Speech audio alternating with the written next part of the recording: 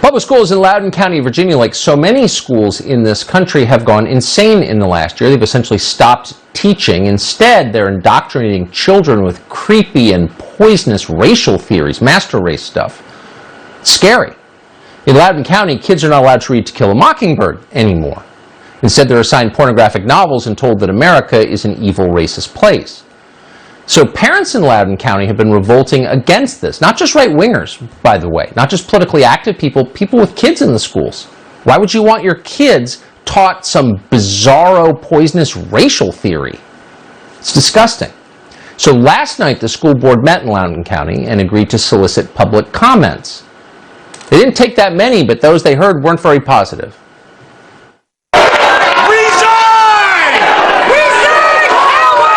The Western culture and values that brought forth Christianity in the founding documents are being called evil and racist. You're not the captain, we're your bosses, and God willing, we'll return most of you to the private sector very soon.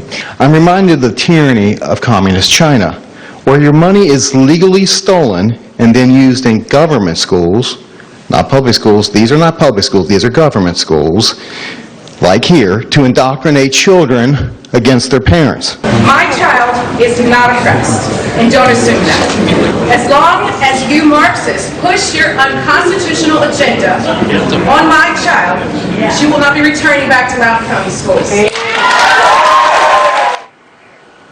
So the school board didn't want to hear it. They're as out of touch as most of our institutions. They just didn't want to hear it. So they had the meeting declared an unlawful assembly.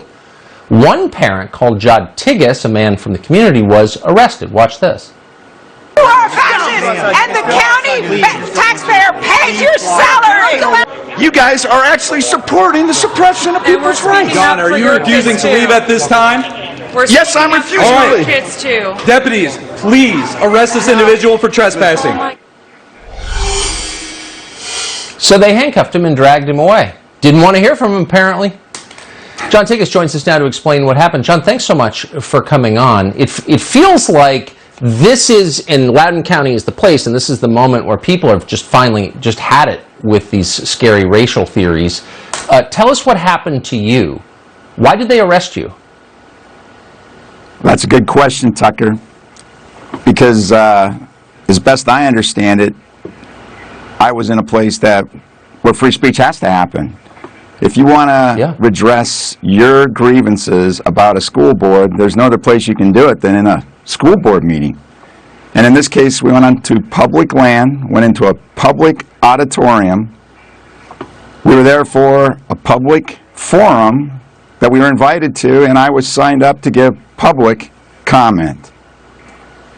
And at the end of all that, every single person there, all 500 parents, had their First Amendment rights trampled on by the Loudoun County School Board and its superintendent.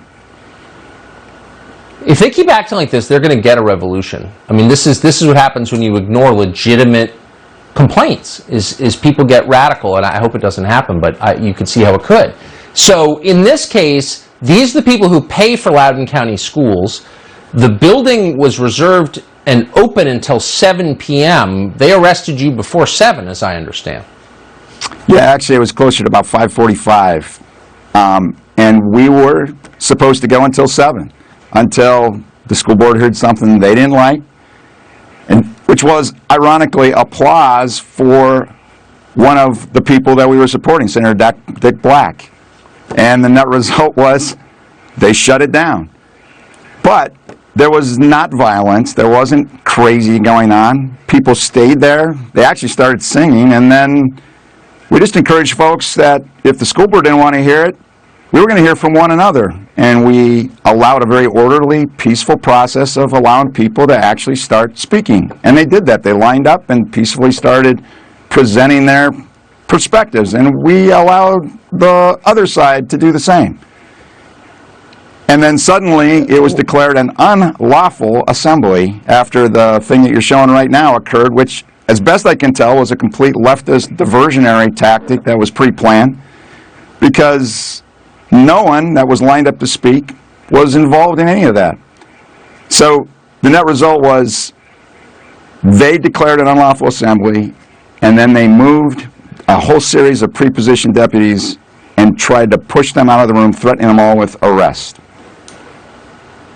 So they didn't like what you had to say, so they declared your talking illegal, and then they got these stooge cops, who should be ashamed of themselves, to arrest you for the crime of saying something the school board didn't like. That's Am correct. I missing anything?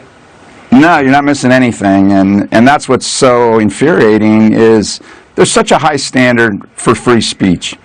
You know, it is the most sacred of all of our rights, and it takes an amazing amount of justification to shut down free speech.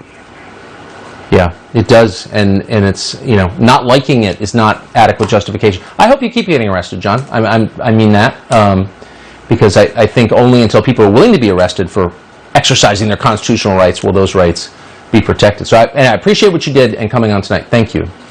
Thank you. So he didn't do it intentionally, as a